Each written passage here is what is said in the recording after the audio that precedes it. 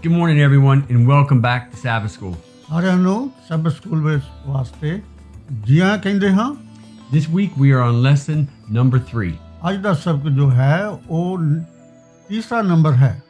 We are on lesson number 3 in our 13-week study on how to share our faith in Jesus. ਔਰ ਇੱਕ ਲੜੀ ਹੈ ਜੋ ਕਿ 13 ਸਬਕ ਹੋਣਗੇ, ਉਹਨਾਂ ਦੇ ਵਿੱਚੋਂ ਇਹ ਤੀਸਰਾ ਹਿੱਸਾ ਹੈ ਜਿਹੜਾ ਮੇਨ ਸਰਲੇਖ ਹੋਏਗਾ ਕਿ ਪ੍ਰਭੂ ਯਿਸੂ ਮਸੀਹ ਦਾ ਮਿਲਾਪ ਲੋਕਾਂ ਨਾਲ ਕਿਸ ਤਰ੍ਹਾਂ ਕਰਾਉਣਾ ਹੈ।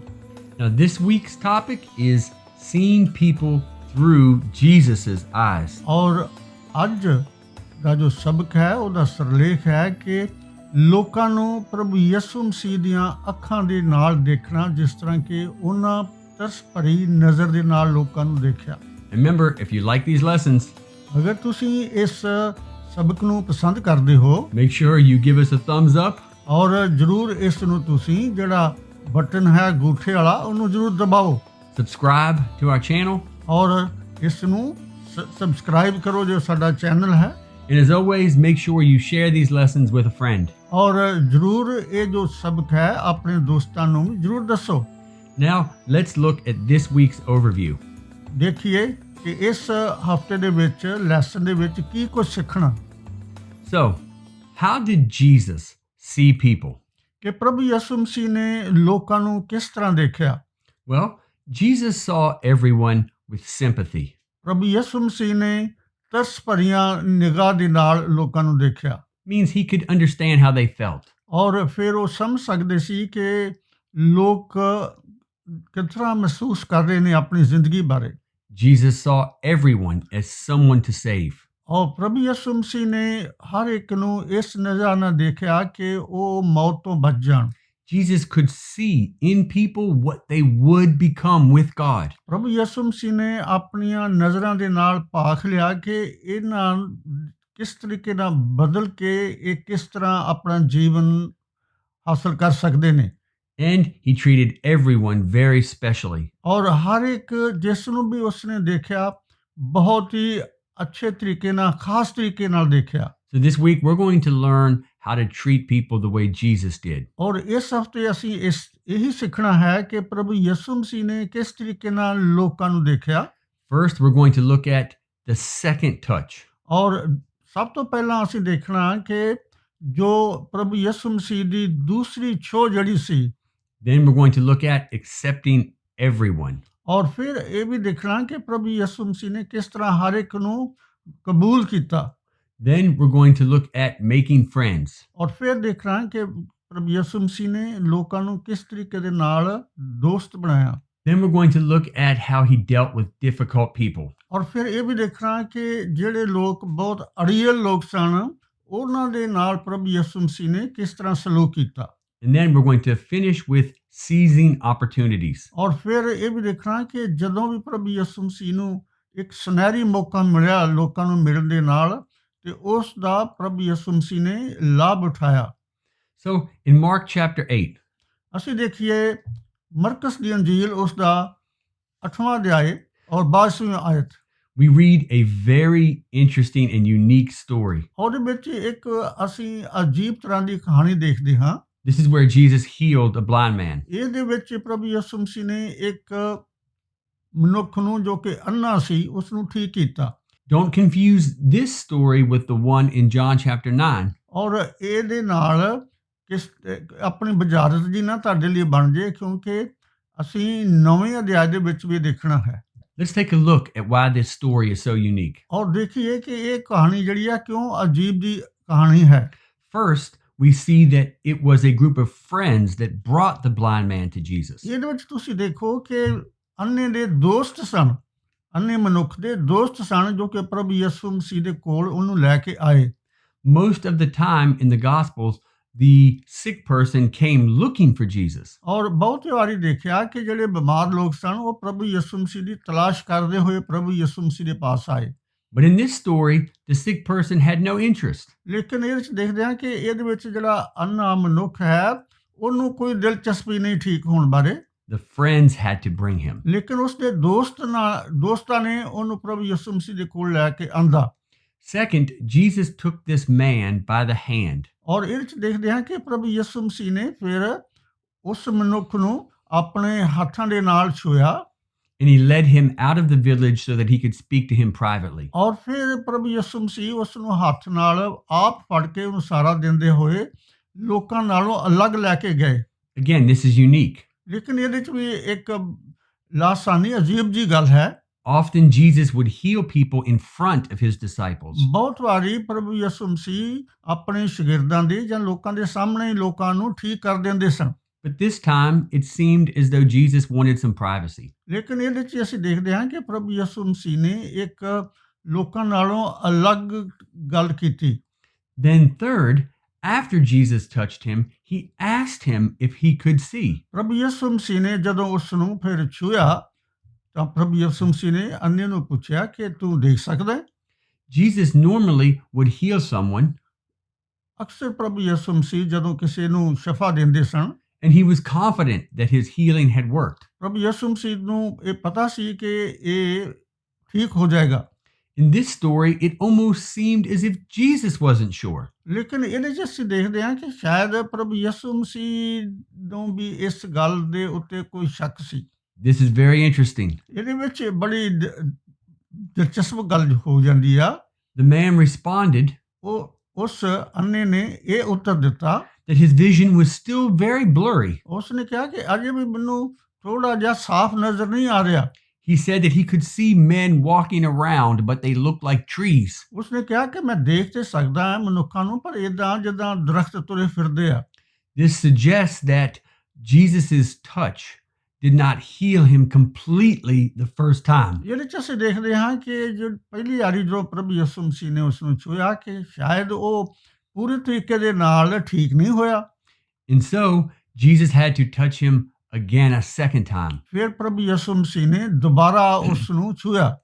And after the second touch, his vision became perfect. ਜਦੋਂ ਦੂਸਰੀ ਵਾਰੀ ਛੂਇਆ ਤਾਂ ਉਹਦੀ ਜਿਹੜੀਆਂ ਅੱਖਾਂ ਸੀ ਨਜ਼ਰ ਸੀ ਬਿਲਕੁਲ ਠੀਕ ਹੋ ਗਈ।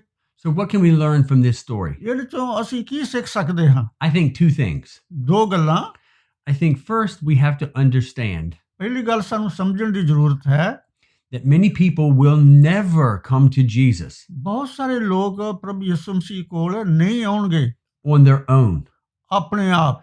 It is our influence that guides people to Jesus. ਲੇਕਿਨ ਇਹ ਅਸੀਂ ਉਹਨਾਂ ਦੀ ਸਹਾਇਤਾ ਕਰ ਸਕਦੇ ਹਾਂ। There are thousands of people living all around you that will never look for Jesus.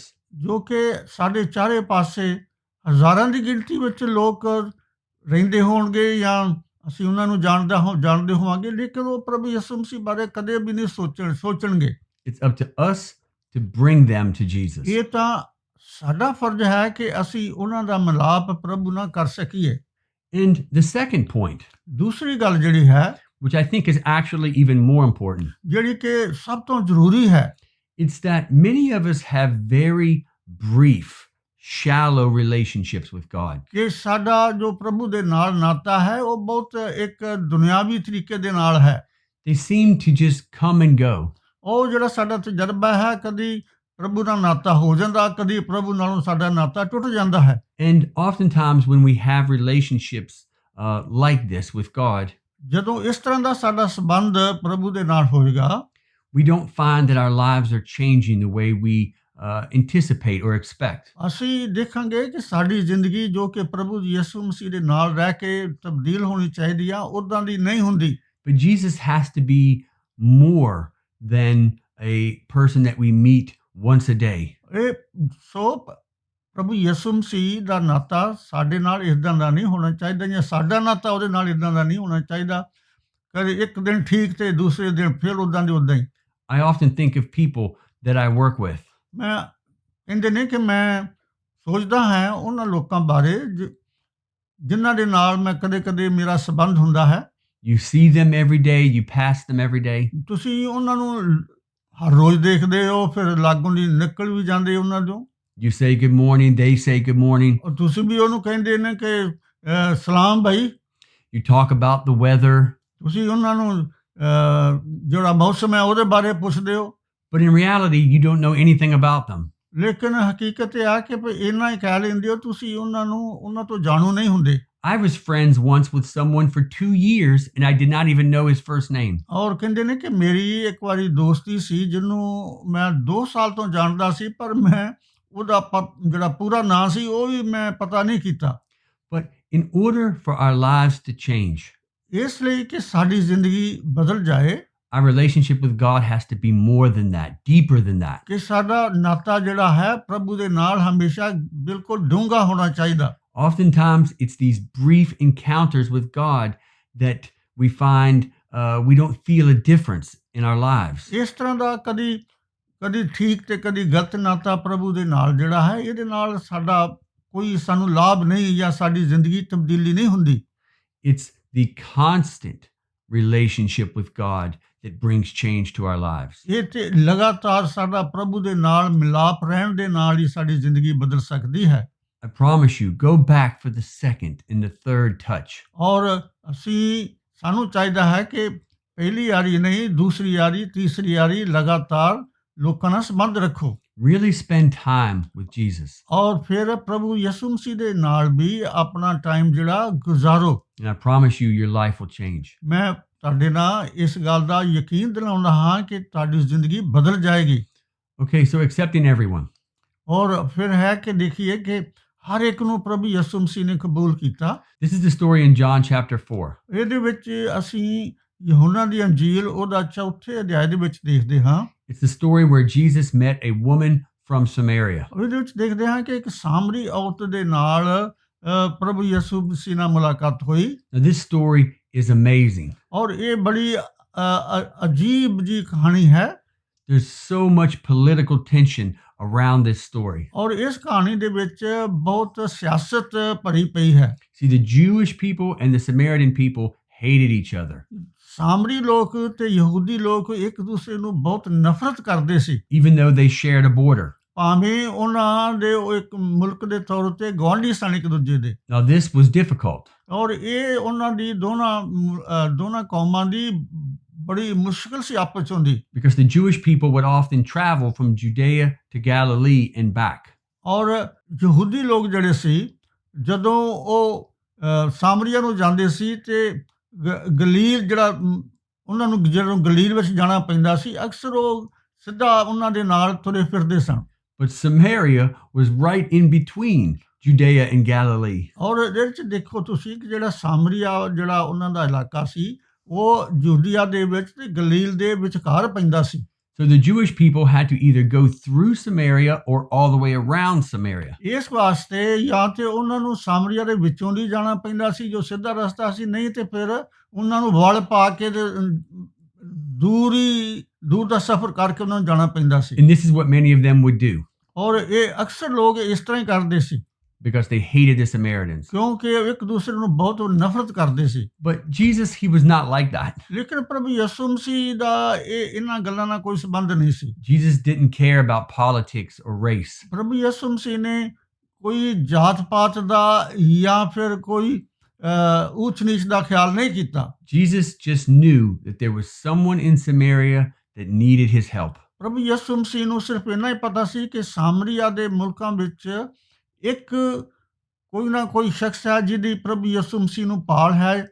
And he went to her and he told her that God loved her. ਔਰ ਫਿਰ ਪ੍ਰਭੂ ਯਿਸੂ ਮਸੀਹ ਸਿੱਧੇ ਉਸ ਔਰਤ ਕੋਲ ਗਏ ਤੇ ਉਹਨੂੰ ਇਹ ਕਿਹਾ ਕਿ ਪ੍ਰਭੂ ਤੈਨੂੰ ਬਹੁਤ ਪਿਆਰ ਕਰਦਾ ਹੈ। And she accepted Christ as her savior. ਔਰ ਉਸਨੇ ਪ੍ਰਭੂ ਯਿਸੂ ਮਸੀਹ ਨੂੰ ਆਪਣਾ ਮੁਕਤੀਦਾਤਾ ਕਬੂਲ ਕਰ ਲਿਆ। Now, it's important that when we see people the way God did, ਔਰ ਇਸ ਕਰਕੇ ਸਾਡੇ ਲਈ ਵੀ ਜ਼ਰੂਰੀ ਆ ਕਿ ਅਸੀਂ ਲੋਕਾਂ ਨੂੰ ਉਸੇ ਨਜ਼ਰ ਨਾਲ ਦੇਖੀਏ ਜਿਸ ਤਰ੍ਹਾਂ ਪ੍ਰਭੂ ਲੋਕਾਂ ਨੂੰ ਦੇਖਦਾ ਹੈ। We don't let any of these barriers separate us. ਔਰ ਇਸ ਕਰਕੇ ਇਦਾਂ ਦੀਆਂ ਜਿਹੜੀਆਂ ਗੱਲਾਂ ਨੇ ਉਹ ਸਾਨੂੰ ਲੋਕਾਂ ਨਾਲੋਂ ਦੂਰ ਨਹੀਂ ਕਰਨੀਆਂ ਚਾਹੀਦੀਆਂ। We see everyone as a member of the family of God. ਔਰ ਸਾਨੂੰ ਹਰ ਇੱਕ ਮਨੁੱਖ ਨੂੰ, ਇਸਤਰੀ ਨੂੰ ਅਸੀਂ ਇਸ ਤਰ੍ਹਾਂ ਸੋਚਣਾ ਚਾਹੀਦਾ ਹੈ ਕਿ ਪ੍ਰਭੂ ਦਾ ਜੋ ਇੱਕ ਬਹੁਤ ਵੱਡਾ ਪਰਿਵਾਰ ਹੈ ਉਹਦਾ ਇਹ ਮੈਂਬਰ ਹੈ। And even if we don't like them, ਬੇਸ਼ੱਕ ਅਸੀਂ ਭਾਵੇਂ ਉਹਨਾਂ ਨੂੰ ਨਾ ਵੀ ਪਸੰਦ ਕਰੀਏ, if we don't agree on politics, ਜਾਂ ਉਹਨਾਂ ਦੀ ਜੋ ਸਿਆਸਤ ਹੈ ਉਹਨਾਂ ਦੇ ਨਾਲ ਅਸੀਂ ਸਹਿਮਤ ਨਾ ਹੋਈਏ, different religions, ਜਾਂ ਉਹਨਾਂ ਦਾ ਕੋਈ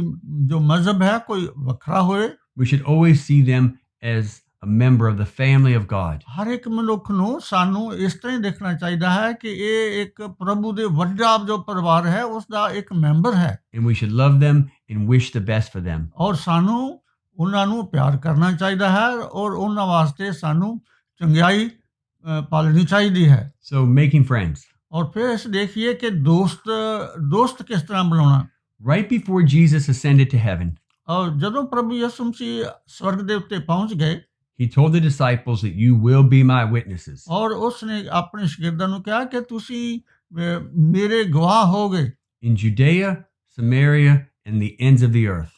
ਯਹੂਦਾ ਦੇ ਵਿੱਚ ਸਾਮਰੀਆ ਦੇ ਵਿੱਚ ਔਰ ਫਿਰ ਦੁਨੀਆ ਦੇ ਅਖੀਰ ਤੱਕ ਅੰਤ ਤੱਕ ਸਾਰੀ ਦੁਨੀਆ ਦੇ ਵਿੱਚ Now, this reminds me of a lesson that I learned while I was in the Navy. ਔਰ ਕਹਿੰਦੇ ਨੇ ਕਿ ਇਸ ਕਹਾਣੀ ਤੋਂ ਮੈਨੂੰ ਇੱਕ ਸਬਕ ਮਿਲਿਆ ਜਦੋਂ ਆਪ ਨੇਵੀ ਦੇ ਵਿੱਚ ਸਨ Someone asked me this question. ਔਰ ਕਿਸੇ ਨੇ ਆਪ ਨੂੰ ਇਹ ਸਵਾਲ ਪੁੱਛਿਆ They said, if you were in a boat surrounded by crocodiles, ਔਰ ਤੁਸੀਂ ਅਗਰ ਇੱਕ ਕਿਸ਼ਤੀ ਵਿੱਚ ਬੈਠੇ ਹੋ ਤੇ ਤੁਹਾਡੇ ਚਾਰੇ ਪਾਸੇ ਮਗਰਮੱਛ ਜਿਹੜੇ ਨੇ ਉਹ ਤੁਹਾਡੀ ਕਿਸ਼ਤੀ ਜਿਹੜੀ ਆ ਉਹ ਮਗਰਮੱਛਾਂ ਦੇ ਘੇਰ ਲਈ ਹੋਏ and the boat began to sink, ਔਰ ਜਿਹੜੀ ਕਿਸ਼ਤੀ ਆ ਉਹ ਵੀ ਡੁੱਬਣੀ ਸ਼ੁਰੂ ਹੋ ਜਾਏ and you had a gun with one bullet, ਔਰ ਤੁਹਾਡੇ ਕੋਲ ਸਿਰਫ ਜਿਹੜੀ ਬੰਦੂਕ ਆ ਉਹਦੇ ਵਿੱਚ ਇੱਕੋ ਹੀ ਗੋਲੀ ਆ which crocodile would you shoot? ਉਹ ਭਾਵੇਂ ਉਹਨਾਂ ਸਾਰਿਆਂ ਮਗਰਮੱਛਾਂ ਵਿੱਚੋਂ ਕਿਹੜੇ ਨੂੰ ਤੁਸੀਂ ਪਹਿਲਾਂ ਗੋਲੀ ਮਾਰੋਗੇ The answer is the crocodile closest to the boat. ਔਰ ਕਹਿੰਦੇ ਨੇ ਕਿ ਉਹਦਾ ਜਵਾਬ ਇਹ ਆ ਕਿ ਉਹ ਮਗਰਮੱਛ ਜਿਹੜਾ ਬਿਲਕੁਲ ਹੀ ਕਿਸ਼ਤੀ ਦੇ ਵਿੱਚ ਚੜ੍ਹਨ ਹੀ ਵਾਲਾ Look at the story of Andrew. ਔਰ ਫਿਰ ਤੁਸੀਂ ਦੇਖੋ ਪ੍ਰਭੂ ਯਿਸੂ ਮਸੀਹ ਦਾ ਇੱਕ ਸ਼ਾਗਿਰਦ ਜਿਹਦਾ ਨਾਂ ਐਂਡਰੂ ਹੈ ਉਹਦੀ ਕਹਾਣੀ ਬਾਰੇ Jesus met Andrew, and Andrew immediately told the person closest to him. ਔਰ ਜਦੋਂ ਪ੍ਰਭੂ ਯਿਸੂ ਮਸੀਹ ਦਾ ਮਿਲਾਪ ਐਂਡਰੂ ਦੇ ਨਾਲ ਹੋਇਆ ਤਾਂ ਉਹਨੇ ਇੱਕਦਮ ਹੀ ਆਪਣੇ ਫੈਮਿਲੀ ਜਿਹੜੀ ਸੀ ਉਹਨਾਂ ਨਾਲ ਸ਼ੁਰੂ ਕੀਤਾ So his brother was similar to Judea, very close. ਔਰ ਜਿਹੜਾ ਉਹਨਾਂ ਦਾ ਬਾਰਡਰ ਜਿਹੜਾ ਸੀ ਉਹ ਬਿਲਕੁਲ ਹੀ ਸਾਮਰੀਆ ਦੇ ਨਾਲ ਸੀ And then Andrew made friendships with people in the community. ਔਰ ਉਸ ਨੇ ਜਿਹੜੇ ਆਪਣੀ ਉਹਨਾਂ ਦੇ ਕੌਮ ਦੇ ਸਨ ਉਹਨਾਂ ਦੇ ਨਾਲ ਵੀ ਬੜੀ ਦੋਸਤੀ ਕੀਤੀ And it was because of one of those friendships that Jesus fed 5,000 people. ਔਰ ਉਸ ਦੋਸਤ ਦੇ ਵਜ੍ਹਾ ਦੇ ਨਾਲ ਪ੍ਰਭੂ ਯਿਸੂ ਮਸੀਹ ਨੇ 5000 ਨੂੰ ਜਿਹੜੇ ਭੁੱਖੇ ਸਨ ਉਹਨਾਂ ਨੂੰ ਰੋਟੀ ਖਿਲਾਈ And then when some Greeks came to Jerusalem to celebrate the feast, Andrew shared his faith in Jesus with ਫਿਰ them. ਕੁਝ ਯੂਨਾਨੀ ਲੋਕ ਜਿਹੜੇ ਸੀ ਉਹ ਯਰੂਸ਼ਲਮ ਦੇ ਵਿੱਚ ਈਦ ਮਨਾਉਣ ਵਾਸਤੇ ਆਏ ਤੇ ਫਿਰ ਐਂਡਰੂ ਨੇ ਉਹਨਾਂ ਨਾਲ ਵੀ ਮੁਲਾਕਾਤ ਕੀਤੀ And so we should do the same. ਔਰ ਇਸ ਕਰਕੇ ਸਾਨੂੰ ਵੀ ਉਦਾਂ ਹੀ ਕਰਨਾ ਚਾਹੀਦਾ ਹੈ We should share our faith with our family and friends. ਔਰ ਸਾਡਾ ਜਿਹੜਾ ਜੋ ਅਸੀਂ ਪ੍ਰਭੂ ਬਾਰੇ ਜਾਣਦੇ ਹਾਂ ਸਾਨੂੰ ਵੀ ਆਪਣੇ ਦੋਸਤਾਂ ਦੇ ਨਾਲ ਆਪਣੇ ਖਾਨਦਾਨ ਦੇ ਨਾਲ ਜ਼ਰੂਰ ਵਿਚਾਰ ਵਟਾਂਦਰਾ ਕਰਨਾ ਚਾਹੀਦਾ ਹੈ People in our communities. ਜਿਹੜੇ ਕਿ ਸਾਡੇ ਚਾਰੇ ਪਾਸੇ ਲੋਕ ਰਹਿੰਦੇ ਨੇ And then who knows where God will lead you. ਔਰ ਫਿਰ ਤੁਹਾਨੂੰ ਆਪ ਹੀ ਪਤਾ ਚੱਲੇਗਾ ਕਿ ਪ੍ਰਭੂ ਤੁਹਾਡੀ ਅਗਵਾਈ ਕਿਸ ਤਰ੍ਹਾਂ ਕਰੇਗਾ So how did Jesus deal with difficult people? ਔਰ ਫਿਰ ਜਿਹੜੇ ਲੋਕ ਆਕੜ ਦੇ ਨਾਲ ਭਰੇ ਹੋਏ ਸਨ ਜਾਂ ਅੜੀਅਲ ਲੋਕ ਸਨ ਉਹਨਾਂ ਦੇ ਨਾਲ ਪ੍ਰਭੂ ਯਿਸੂ ਮਸੀਹ ਨੇ ਕਿਸ ਤਰ੍ਹਾਂ ਦਾ ਵਿਤਾਰਾ ਕੀਤਾ Well, first he would ask them questions. ਸਭ ਤੋਂ ਪਹਿਲਾਂ ਉਹਨਾਂ ਨੂੰ ਉਹ ਕੁਝ ਪ੍ਰਸ਼ਨ ਪੁੱਛਦੇ ਸੀ He would listen to their answers. ਔਰ ਬੜੇ ਗੌਰ ਦੇ ਨਾਲ ਪ੍ਰਭੂ ਯਿਸੂ ਮਸੀਹ ਉਹਨਾਂ ਦਾ ਜੋ ਜਵਾਬ ਦਿੰਦੇ ਸੀ ਉਹਨਾਂ ਦੇ ਪ੍ਰਸ਼ਨ ਦਾ ਬੜੇ ਗੌਰ ਨਾਲ ਸੁਣਦੇ ਸੀ He acknowledged them. ਔਰ ਫਿਰ ਜੋ ਵੀ ਉਹ ਜਵਾਬ ਦਿੰਦੇ ਸੀ ਉਹਨਾਂ ਨੂੰ ਸੁਣਿਆ ਉਹਨਾਂ He saw potential in them. ਔਰ ਫਿਰ ਉਹਨਾਂ ਸਵਾਲਾਂ ਜਵਾਬਾਂ ਦੇ ਵਿੱਚ ਉਹਨਾਂ ਦਾ ਦੇਖਿਆ ਕਿ ਇਹ ਬਿਲਕੁਲ ਹੀ ਨਜ਼ਦੀਕ ਹੈ ਪ੍ਰਭੂ ਦੇ He saw everyone as someone that could be saved. ਔਰ ਫਿਰ ਹਰ ਇੱਕ ਨੂੰ ਜਦੋਂ ਪ੍ਰਭੂ ਯਿਸੂ ਮਸੀਹ ਦੇਖਦੇ ਸੀ ਤੇ ਉਹ ਸੋਚਦੇ ਸੀ ਕਿ ਇਹ ਪ੍ਰਭੂ ਦੇ ਵਿੱਚ ਆ ਸਕਦੇ ਨੇ ਜਾਂ ਪ੍ਰਭੂ ਤੇ ਵਿਸ਼ਵਾਸ ਲਿਆ ਸਕਦੇ ਨੇ He saw everyone as someone that he had created. ਔਰ ਉਸਨੇ ਹਰ ਇੱਕ ਨੂੰ ਜਿਸ ਨੂੰ ਵੀ ਦੇਖਿਆ ਕਿ ਉਹਨੇ ਇਸ ਤਰ੍ਹਾਂ ਉਹਨਾਂ ਨੂੰ ਦੇਖਿਆ ਕਿ ਇਹਨਾਂ ਨੂੰ ਮੈਂ ਪੈਦਾ ਕੀਤਾ ਹੈ ਇਹਨਾਂ ਨੂੰ ਮੈਂ ਜ਼ਿੰਦਗੀ ਦਿੱਤੀ ਹੋਈ ਆ He challenged their beliefs in God. ਔਰ ਉਹਨਾਂ ਨੂੰ ਸਵਾਲ ਪੁੱਛ ਕੇ ਪ੍ਰਭੂ ਦੇ ਬਾਰੇ ਪੁੱਛਿਆ and then began to raise their thoughts about ਔਰ God. ਫਿਰ ਸਵਾਲ ਪੁੱਛ ਕੇ ਜੋ ਕੁਝ ਵੀ ਜਵਾਬ ਦਿੰਦੇ ਸਨ, ਉਹਨਾਂ ਦੇ ਖਿਆਲ ਜਿਹੜੇ ਸੀ ਹੋਰ ਉਹਨਾਂ ਦੇ ਖਿਆਲਾਂ ਨੂੰ ਲੈ ਕੇ ਉਹਨਾਂ ਦਾ ਧਿਆਨ ਪ੍ਰਭੂ ਵੱਲ ਲੈ ਜਾਂਦੇ ਸਨ। And then he began to share the truth with them slowly. ਔਰ ਫਿਰ ਸਹਿਜ ਸਹਿਜੇ ਹੋਰ ਵੀ ਉਹਨਾਂ ਦੀ ਅਗਵਾਈ ਕਰਦੇ ਸਨ ਪ੍ਰਭੂ ਦੇ ਜਾਣਨ ਬਾਰੇ। And then seizing opportunity. ਔਰ ਫਿਰ ਜੋ ਵੀ ਉਹਨਾਂ ਨੂੰ ਮੌਕਾ ਮਿਲਦਾ ਸੀ ਉਹਦਾ ਉਹ ਫਾਇਦਾ ਲੈਂਦੇ ਸਨ। Jesus says that I opened before you a door. ਉਹਨਾਂ ਨੇ ਕਿਹਾ ਕਿ ਮੈਂ ਤੁਹਾਡੇ ਸਾਹਮਣੇ ਪ੍ਰਭੂ ਦੇ ਵਾਸਤੇ ਦਰਵਾਜ਼ਾ ਖੋਲਦਾ ਹਾਂ। Doors of opportunity. ਔਰ ਉਸ ਜੋ ਦਰਵਾਜ਼ਾ ਹੈ ਉਹਦਾ ਫਾਇਦਾ ਉਠਾਓ ਜੋ ਕਿ ਮੈਂ ਤੁਹਾਡੇ ਲਈ ਖੋਲ ਦਿੱਤਾ ਹੈ। A great example of this is Philip. ਔਰ ਉਹਦੇ ਵਿੱਚ ਇੱਕ ਫਿਲਿਪ ਜਿਹੜਾ ਹੋਇਆ ਹੈ ਉਹਦੀ ਇੱਕ ਬੜੀ ਵੱਡੀ ਮਿਸਾਲ ਮਿਲਦੀ ਹੈ। God sent him south to Gaza. ਔਰ ਉਸਨੇ ਫਿਲਿਪਸ ਨੂੰ ਗਾਜ਼ਾ ਦੇ ਵੱਲ ਘੱਲਿਆ। Right through a desert. ਔਰ ਇੱਥੋਂ ਤੱਕ ਕਿ ਇੱਕ ਰੇਗਿਸਤਾਨ ਦੇ ਵਿੱਚੋਂ ਦੀ ਉਸ ਨੂੰ ਘੱਲਿਆ। And while traveling, he saw an Ethiopian ambassador. ਔਰ ਜਦੋਂ ਉਹ ਰੇਗਿਸਤਾਨ ਦੇ ਵਿੱਚੋਂ ਜਾ ਰਹੇ ਸੀ ਤੇ ਉਹਨਾਂ ਨੇ ਇੱਕ ਰਾਜਦੂਤ ਦੇਖਿਆ Ethiopia the.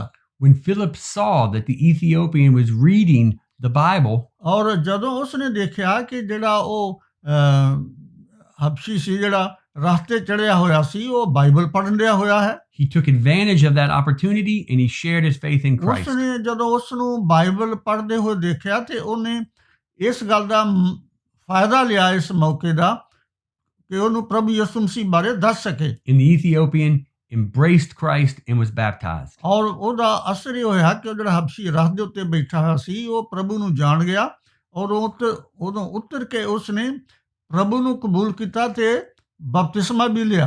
The same is true of us. ਔਰ ਇਹ ਬਿਲਕੁਲ ਸਾਡੇ ਨਾਲ ਵੀ ਇਦਾਂ ਹੁੰਦਾ ਹੈ ਜਾਂ ਹੋ ਸਕਦਾ ਹੈ। Every day God gives us opportunities to share our faith.